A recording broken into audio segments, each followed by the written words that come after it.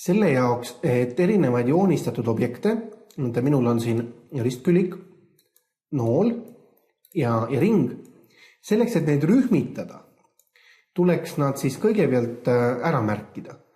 Kui nad on teil mingisugusel kujul, siis võib alustada nii nagu ka tabeli märkimist, kas ühest või teisest nurgast. Ja kui te olete esimese objekti ära märkinud, siis teise peale klõpsamise eel tuleks vajutada ja all hoida klaviatuuri peal shift-klahvi. Ja näete, nüüd kui ma vajutasin, siis on 2 objekti kaasa haaratud.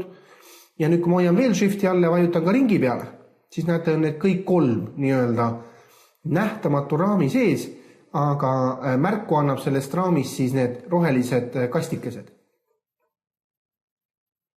Ja nüüd, et rühmitada, tegelikult praegu juba näete niimoodi ajutise rühmitamise hetkel saaks nendega koos midagi teha, saaks neid koos liigutada, aga kui ma nüüd soovin jäädavalt või ütleme siis töö mõttes rühmitada, et pikemat aega soovin neid koos kasutada ja võib-olla ka jäävad kokku, siis ma teen siia nüüd valitud rühma peale parema hiireklõpsu ja avanevast kiirmenüüst valin käsu rühmita.